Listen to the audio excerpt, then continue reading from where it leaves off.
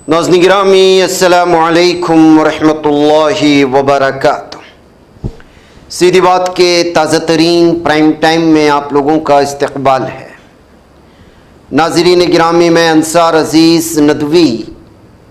इस वक्त आप लोगों के सामने कुछ अहम तरीन ख़बरों पर तबसरे लेकर के हाज़िर हुआ हूँ। नाज़रीन गिरामी, भारत से ताल्लुक़ रखने वाली दो तीन अहम तरीन ख़बरें जिस पर तबसरे ज़रूरी हैं, और इसके अलावा इस वक्त ईरान और अमेरिका के दरमियान होने वाले मुज़ाकरात खटाई का शिकार होने के बावजूद इसके साथ जुड़ी हुई जो ख़बरें आ रही हैं वो मैं आपके सामने रखता हूँ। और हिज़्बुल्लाह ने अटैक किया था कल, तो उसकी बाद जो तबाही हुई है हैफ़ा में बिलखुसूस मिसाइल के टकरा जाने की वजह से कुछ नुकसानात पहुँचने की वीडियोस आ रही हैं। इन वीडियोस को मैं गैर मुसद्दिक़ा ही कहूँगा, क्योंकि जो है अलग अलग तरह के तबसरे इस वक्त शेयर किए जा रहे हैं। सबसे पहले मैं इस वक्त फ़िज़ा में उड़ते हुए जो है वार्निंग एयरक्राफ्ट की ये वीडियो दिखाना चाहता हूँ जो आपकी स्क्रीन पर बदलेगी। इसमें बताया जा रहा है कि ईरान का डेलीगेशन वफ्द जो है वो जो है मुज़ाकरात के लिए जो आ रहा है पाकिस्तान, तो उसको पूरी सिक्योरिटी फराहम की जा रही है, क्योंकि जिस तरह से जालिम सेहनी दरिंदा कहीं पर भी जो है ईरानी लीडरों को जो निशाना बनाता है, उस वजह से जो है पाकिस्तान ने पूरी जिम्मेदारी के साथ ईरान का वफ्द जो फ़िज़ाई रास्ते इस्लामाबाद पहुंचने वाला है उसको ये सिक्योरिटी फराहम की जा रही है। इस तरह के दावे के साथ दो वीडियोस शेयर किए गए हैं। तो जाहिर सी बात है कि जो है मुज़ाकरात आज जुमा को होने वाले थे, तो ऐसी सूरत हाल में डेलीगेशन भी आ रहा है, तो उसके हवाले से ये दो वीडियो शेयर करते हुए कि जो है वो इस वक्त पहुंच चुके हैं और मुज़ाकरात आगे बढ़ाएंगे, इस बात को लेकर के ये दो वीडियो अलग अलग तबसरों के साथ शेयर की गई हैं कि ईरानी डेलीगेशन जो है वो पहुंच चुका है और जो है वो जो है पूरी तरह से उनका इस्तकबाल कर रहे हैं। इस तरह की वीडियो जो है अमेरिका से किस तरह से जो है कुछ आती हुई नज़र नहीं आए, मुमकिन हम तक नहीं पहुँची होगी, आएगी तो आपके सामने ज़रूर पेश किया जाएगा। एक ये जो इस वक्त इन वीडियोज़ के हवाले से दावे जो किए गए कि जो है डेलीगेशन के आने के और उनको किस तरह से एयर स्पेस में जो है वो चाहे ईरानियन एयर स्पेस हो या दीगर, जाहिर सी बात है कि जालिम सेहनी दरिंदे पूरी तरह से इस वक्त जो है कत्ल करने के दर पे हो जाते हैं ईरानी लीडरान को जो अहम तरीन सबके हैं। तो ये वफ्द भी बड़ा कीमती था, उसको जो है सिक्योरिटी फराहम करना बहुत ज़रूरी था, तो पाकिस्तान ने पूरी तरह से उनको सिक्योरिटी फराहम की है कहते हुए इस वीडियो को शेयर किया गया है। दूसरी एक वीडियो जो इस वक्त चाइना के हवाले से शेयर किया गया है, इसकी मैं तस्दीक तो नहीं कर सकता, लेकिन बताया जा रहा है कि जो है डोमेस्टिक टेक्नोलॉजी में जिस तरह से इस वक्त बढ़ता चला जा रहा है चाइना, उसकी कोई इंतहा नहीं। ये 5th जनरेशन स्टेल्थ फाइटर है जिसके बारे में बताया जा रहा है कि कम्प्लीटली रडार में इनवाइजिबल हो जाता है, नज़र ही नहीं आता। ये नया जो है एक हथियार इस वक्त बनाया है चाइना की जानिब से। जो जंगी सूरत हाल है पूरी दुनिया में, जिस तरह जंगें थोपी जा रही हैं, ऐसे में दिफाई पोजीशन जिसकी आला होगी वही सुपर पावर कहलाया जाएगा। जैसे कि न्यूयॉर्क टाइम्स ने एक इस वक्त रिपोर्ट की है जंग के मुज़ाकरात ख़त्म होने के बाद, उसके आप देख सकते हैं यहाँ पर वो वीडियो दिखाई कि इस वक्त जो है यूएस, रशिया, चाइना के साथ जो है ईरान भी सुपर पावर की लाइन में आकर खड़ा हो चुका है। यानी कि इस वक्त जो जिस तरह से जो है अपना दिफाई पोजीशन सबसे ज़्यादा मजबूत करेगा, वो उसी हिसाब से पूरे आलमी सतह पर नेगोशिएशन के जो है टेबल पर आकर बैठेगा। इस तरह के तबसरे इस वक्त सामने आ रहे हैं। अब दूसरी बात जो है मुज़ाकरात की खटाई का सबब बनने वाले जो हमले हुए थे लबनान के बैरूत में, जिसमें 300 से ज़ायद शहादतें हुई और उसके बाद 3000 से ज़्यादा ज़ख्मी होने की और हलाकतों की तादाद में इजाफ़ा ही हो रहा है, ज़ख्मियों की तादाद में इजाफ़ा हो रहा है। उसके जवाब में बहुत ही मजबूत जो है मिसाइल हिज़्बुल्लाह की जानिब से दागे जाने के दावे किए गए थे, और उसके दागे जाने की कुछ वीडियोस मैं गैर मुसद्दिक़ा तौर पर आपके सामने इसलिए इन लफ्ज़ों का इस्तेमाल करता हूँ कि मुमकिन है कि शेयर करने वाला कोई पुरानी वीडियो शेयर कर दिया हो, लेकिन हमने छानबीन की तो इस तरह की वीडियो पहले नज़र नहीं आया। जब जंग का माहौल था तो इस पर एतबार किया जा सकता है 50%। तो इसलिए ये वीडियो आपके सामने रख रहा हूँ। ये वीडियो शेयर करते बताया कि ये जो है हिज़्बुल्लाह की जानिब से दागे गए मिसाइलों का हाइफा के शहर की, तेल अवीव के शहर की कुछ वीडियोस हैं जिसमें बहुत बड़े पैमाने पर नुकसान पहुंचाने के दावे किए गए हैं। इसके अलावा एक और वीडियो भी है, वो भी दावा किया जा रहा है कि ये भी हाइफा शहर या तेल अवीव के कल्ब में जो है गिरने का ये मंज़र है। इसके अलावा एक और वीडियो है जो आग बड़े पैमाने पर लगी हुई है, इसको भी शेयर करते हुए दावा किया गया है कि जो है इसमें बहुत सारे सोल्जर्स मारे गए हैं, यानी कि सेहनी दरिंदे, और जो है बहुत बड़े पैमाने पर आग लगी। इन 3-4 वीडियोस के हवाले से हिज़्बुल्लाह की जानिब से दागे गए मिसाइल ने इसराइल में जो तबाही मचाई है उसके सिलसिले में अलग अलग दावों के साथ शेयर किए गए, जिसका सारा नज़ारा मैंने इस वक्त आप लोगों के सामने करवाया है। इसके अलावा नाज़रीन गिरामी, इस वक्त इसराइल में बहुत बड़े पैमाने पर मोसाद के साथ जो है सांठगांठ रखने वाले जासूस को जो है लगभग 19 दरिंदों को जो है हथियारों के साथ गिरफ्तार कर लिए जाने का इस वक्त जो है दावा किया जा रहा है। उनके पास जो है ऐसे वेपन्स और एम्यूनेशंस के जो हाई परसेंटेज के थे उसको जो है ज़ब्त कर लिया गया है, जो अमेरिकन मैन्युफैक्चर थे, अमेरिका में बनाए गए थे, मेड इन अमेरिका थे, और तमाम एजेंसी जो पूरी की पूरी तरह से इसराइल में तबाही फैलाने की कोशिश कर रहे थे, साजिश रच रहे थे, मंसूबा बना रहे थे। आप ये हथियार को ही देख कर के अंदाज़ा लगा सकते हैं। ये एक ऑथेंटिक खबर है जो इस वक्त ईरान से निकल कर के सामने आ रही है कि खुद ईरान के अंदर किस तरह से जो है ये मोसाद के और अमेरिका के जासूस हैं जो अंदरूनी सतह पर पूरी तरह से जो है नुकसान पहुंचाने की कोशिश कर रहे हैं। इसके अलावा नाज़रीन गिरामी, इस वक्त आबनाए हुर्मुज़ को दोबारा, चूँकि जो है वो मुज़ाकरात खटाई में, आज जो है अगली खबरें जब आएंगी शाम तक जो मुज़ाकरात होंगे उसमें क्या कुछ होने वाला है ये बाद में आएगा, लेकिन उससे पहले ही मुज़ाकरात को रोकने की बात कही थी। आता है कि जो है जब तक मुज़ाकरात पूरी तरह से कामयाब नहीं हो जाते आबनाए हुर्मुज़ को दोबारा बंद किया जाएगा, और अगर दोबारा अटैक हुआ लबनान पर तो जो है ईरान पूरे मुज़ाकरात छोड़ करके जंगबंदी को पसे पुश्त डाल करके जो है हमला किया जाएगा, इसराइल पर साफ कहा था। इसलिए आबनाए हुर्मुज़ इस वक्त जो जितने निकलने थे निकल चुके, लेकिन जो है अब वो बंद रहेगा। अब मुज़ाकरात पाकिस्तान में जो इस वक्त आगे बढ़ेंगे उसके बाद ही इस पर फैसले होंगे। इसके अलावा साफ़ और वाज़ेह तौर पर एक मरतबा फिर ईरान ने वाज़ेह कर दिया है कि मुज़ाकरात में यूरेनियम की अफजूदगी बाकायदा इस वक्त हम करेंगे, और इस शर्त पर जो है हम किसी भी तरह का समझौता नहीं करेंगे। साफ़ और वाज़ेह तौर पर कह दिया कि जो है यूरेनियम के सिलसिले में जो इसराइल का डिमांड है उसको हम नहीं मानेंगे, हम जो है यूरेनियम की अफजूदगी करेंगे और बाकायदा इस मुज़ाकरात में उसका हिस्सा बनाया जाएगा और पूरे राइट्स हमको हासिल होंगे। ये बयान इस वक्त जो है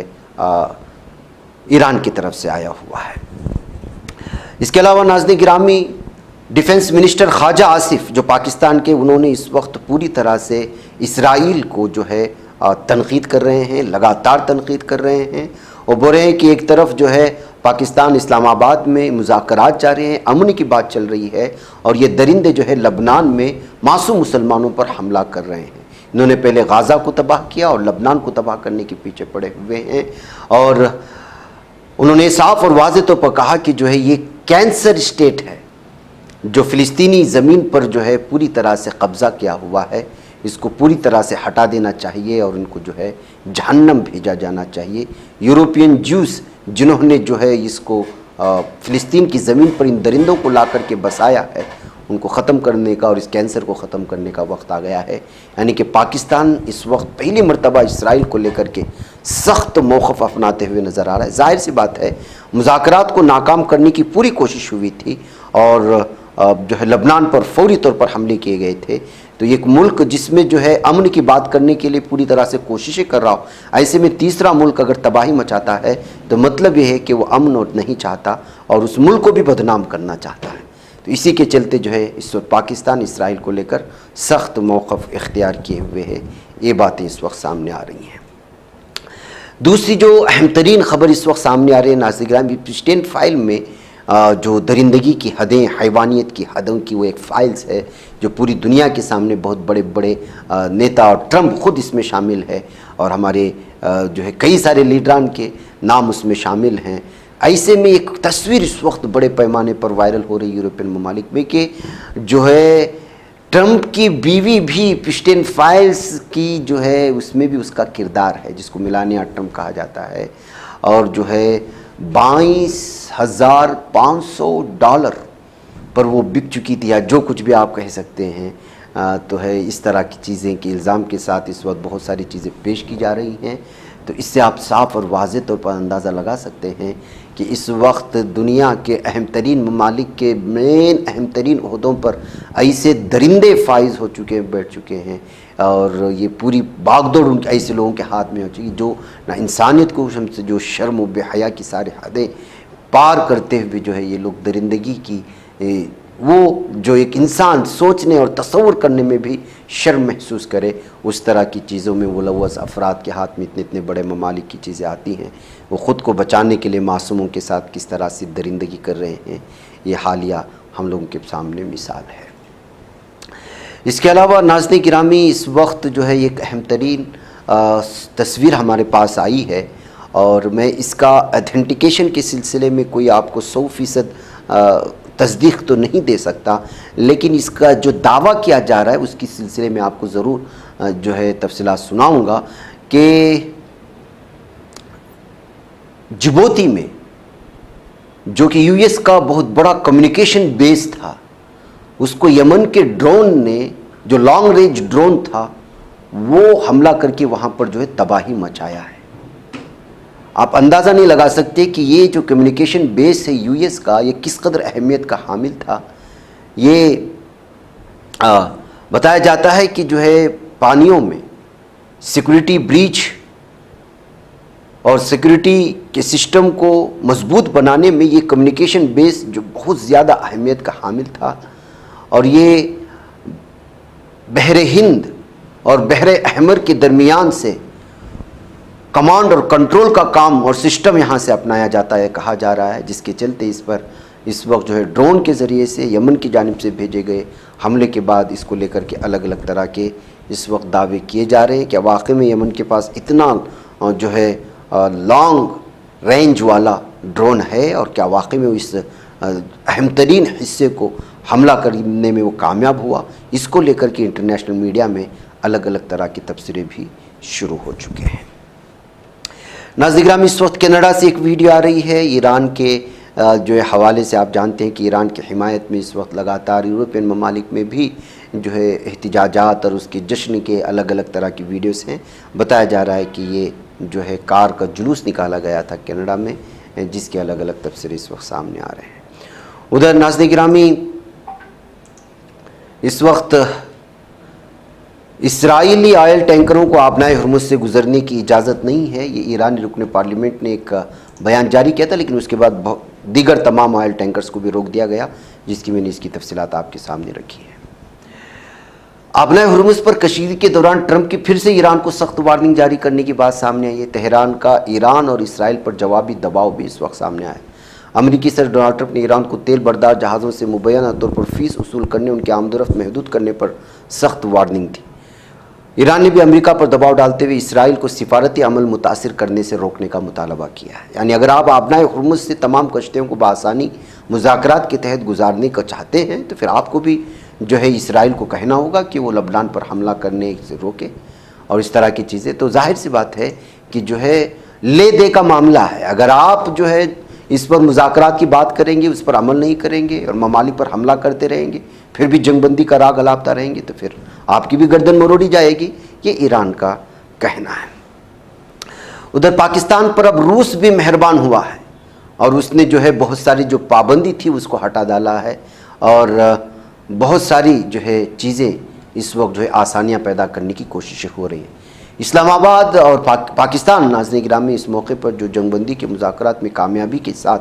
इन दोनों ममालिक को मेज़ पर लाने की जो कोशिशें की है उसमें कामयाब हुआ है। तो जाहिर सी बात है कि आलमी सतह पर उसकी वाहवाही हो रही है। अमेरिका भी खुश है, ईरान से ताल्लुक़ रखने वाले ममालिक भी बहुत सारे खुश हैं। ऐसे में जो आलमी सतह की कुछ जो है यहाँ पर पाबंदियाँ थी, उस पाबंदियों को भी ईरान पाकिस्तान से हटाए जाने की बातें सामने आ रही हैं, जिसमें पहला मुल्क जो है वो रशिया शामिल है, जो इंपोर्ट एक्सपोर्ट में कुछ मखसूस चीज़ों को लेकर के जो पाबंदी थी उसको पूरी तरह से हटा दिया गया है। तो ये नाज़रीन गिरामी इस वक्त जो मिडल ईस्ट की मशरिक़ वस्ता की जो अहम तरीन ख़बरें थी वो आपके सामने पेश की। दो अहम तरीन ख़बरें हमारे भारत से वाबस्ता बिलखुसूस बंगाल से आप लोगों के सामने रखना बहुत ज़रूरी है। बंगाली मुसलमान आप जो है इत्तिहाद का सबूत दें। आपके यहाँ पर मुनाफिकीन हैं, आपको बेचने की कोशिश कर रहे हैं, आपको जज्बाती बनाने की कोशिश कर रहा है। उन्हीं में से एक मुनाफिक का नाम है हुमायूं। हुमायूं जब इससे पहले बाबरी मस्जिद का ऐलान किया था, सीधी बात ने साफ और वाज़ेह तौर पर अपने प्राइम टाइम में कहा था कि ये गद्दार है, ये बीजेपी के लिए काम कर रहा है, उसकी सारी चीज़ें हम लोगों के सामने होनी चाहिए। और जो है उसके बाद हाल ही में वो फिर दोबारा सुर्खियों में उस वक्त आ गया जब ओवैसी की पार्टी ने उसके साथ इत्तेहाद की बात कही। जब जो है बहुत सारी चीज़ों को लेकर के, एक तो आसाम में जिस तरह से मौलाना बदरुद्दीन अजमल साहब की पार्टी के साथ उनकी इत्तेहाद को लेने के बाद जो नोटिस जारी की गई जमीयत उलमा की जानिब से, ऐसे में जो है जमीयत उलमा को गलत ठहराया जा रहा था और जो है फ़िरक़ा परस्त पार्टी कहने की वजह से जो है बहुत सारे लोग जो है नाराज़ नज़र आ रहे थे जमीयत उलमा से। और हमने सोशल मीडिया में जो तनकीदें हुई, जो तबसरे हुए, वो हमने देखा पढ़ा। फिर उसके बाद उस मौके पर हम यूँ कह सकते हैं कि असदुद्दीन ओवैसी की पार्टी को कुछ फ़ायदा ज़रूर हो रहा था आसाम में। जाहिर सी बात है कि उससे वो पूरी तरह से उसको कैश कैसा करना है जानते हैं। लेकिन ये आकर के फंस गए बंगाल में, एक ऐसे आदमी के साथ बैठ गए जो वाकई में गद्दार है। बाबरी मस्जिद के नाम से मस्जिद बनाए जाने का ऐलान और उसके बाद लोगों को बेवकूफ़ जज्बाती तौर पर भड़काने का काम जो हुमायूं ने किया था, उससे एक नॉर्मल अक्ल रखने वाला आदमी, ज़्यादा उसको ज़हीन और फतीन होने की ज़रूरत नहीं है, एक नॉर्मल आदमी, राह चलता आदमी भी समझ जाता कि ये अपना उल्लू सीधा कर रहा है, हिंदुत्व तंजीमों को फ़ायदा पहुंचा रहा है, मुसलमानों के वोट बंटवाने के लिए इस्लाम, मस्जिद, बाबरी न जाने क्या क्या इस्तेमाल कर रहा है। ये साफ और वाज़ेह मिसालें, बहुत ज़्यादा अक्लमंद होने की ज़रूरत नहीं थी। लेकिन सबसे अफसोसनाक बात यह है कि जो अपने आप को सियासत में सबसे ज़्यादा अक्लमंद कह रहा था, वो यहाँ आकर के लटक गया, असदुद्दीन ओवैसी। और वो जो है ये पागल किस्म का बेवकूफ़ गद्दार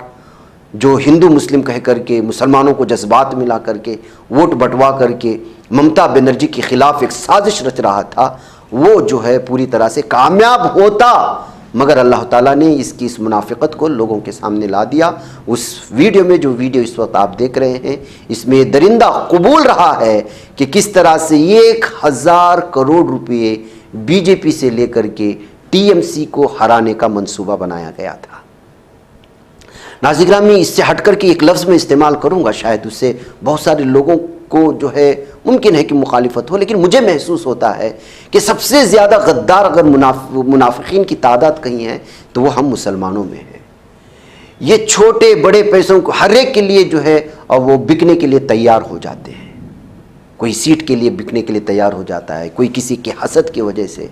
दावणगेरे में, कर्नाटक में यही सूरत हाल बनी।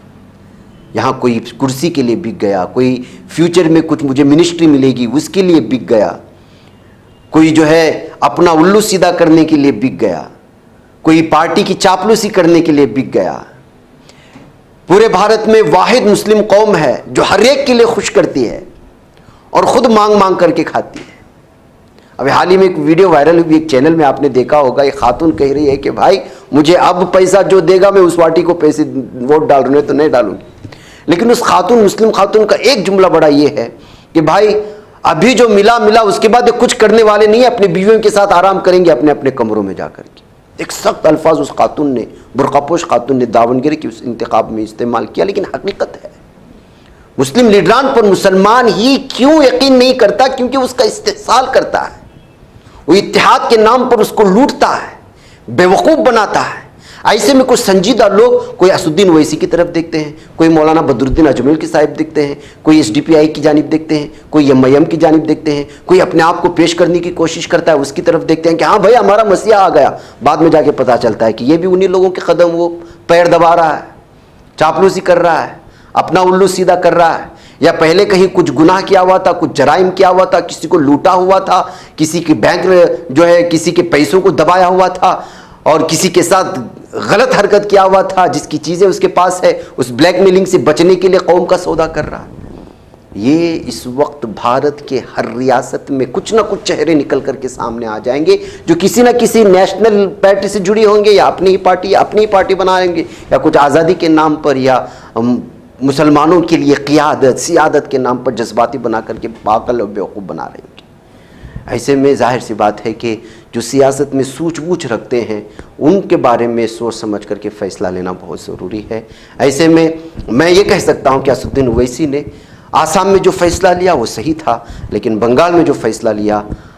बहुत ज़्यादा अक्लमंद होने की वजह से जो फ़ैसला लिया है वो यहाँ पर उनकी बेवकूफ़ी का सबूत पेश किया जा रहा है। इसका मतलब हरगिज़ भी ये नहीं कहूँगा कि वो जो है कौम के असदुद्दीन ओवैसी के सिलसिले में कि जबकि अब ये बात तो बाकायदा निकल करके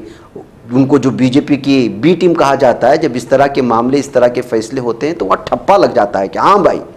जो यकीन नहीं कर रहा होता है वो भी यकीन करना शुरू कर देता है जब आप इस तरह के फ़ैसले लेते। मतलब ये है कि असदुद्दीन ओवैसी ने हुमायूं से हाथ मिलाने से पहले ठीक तौर से अपना सियासी होमवर्क नहीं किया था, जिसके चलते उन्होंने ये फ़ैसला लिया होगा। बहरकैफ इस फैसले की वजह से आसाम में लिया गया फ़ैसला हम गलत नहीं कह सकते, क्योंकि ये अलग जो है ज़मीनी जोग्राफियाई तौर पर जो है यहाँ पर अलग सियासत है, आसाम में जोग्राफियाई एतबार से वहाँ अलग सियासत है, जो भी है। लेकिन इस वक्त मुसलमानों को होशमंदी से जो है किसी के भी पीछे भागना शुरू कर देते हैं जज्बाती बन करके, इस बारे में सोचना होगा। और जो अइम्मा और बड़े बड़े उलमा किराम जो संजीदगी से सोचते हुए उम्मत के लिए फ़िक्र करते हैं, उनके सिलसिले के फ़ैसले का इंतज़ार करेंगे तो सब जो है फ़ायदे में रहेंगे। नाज़रीन गिरामी, इसके अलावा आप जानते हैं कि वंदे मातरम जैसे शिरकिया जो है ये नज़म को या इसके तराने को हम मुसलमानों पर जबरन थोपने की कोशिशें हुई हैं और उसको जो है बाकायदा सिस्टम में ला करके इस वक्त कोशिश हुई। कॉरपोरेशन के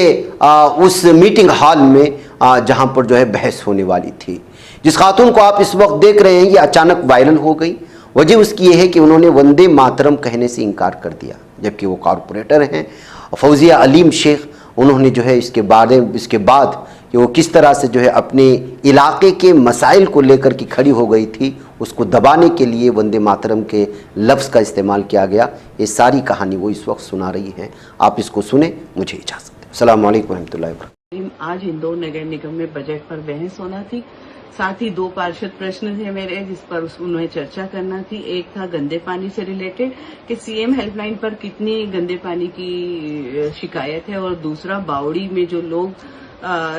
ऐसे कैसी पूरी बावड़ी धंस गई उसका कौन जिम्मेदार है।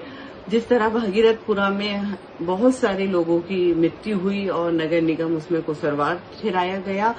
और वहां पर वही बात चल रही थी और उसी बात को लेकर मैं खड़ी हुई, क्योंकि वहां गंदे पानी की बात बहुत इम्पोर्टेंट थी, पूरा इंदौर शहर देख रहा था।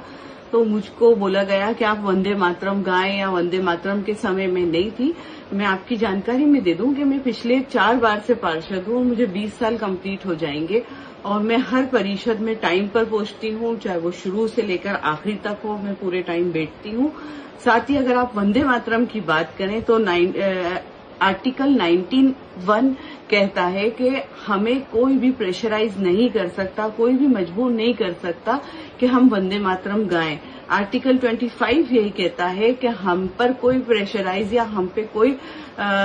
संविधान में ऐसा नहीं लिखा है कि कोई भी धर्म का इंसान हो, मुस्लिम को छोड़कर भी, कि हम राष्ट्रीय गीत गाने के लिए हम किसी को बोल सके या प्रेशर कर सके। और सुप्रीम कोर्ट के भी मैं अनेकों ऐसे ऑर्डर आपको दिखा दूंगी जिसमें सुप्रीम कोर्ट ने खुद बोला है कि वंदे मातरम जैसी जो भी याचिका आप लगाते हैं वो सिरे से खारिज कर दी गई है, क्योंकि वंदे मातरम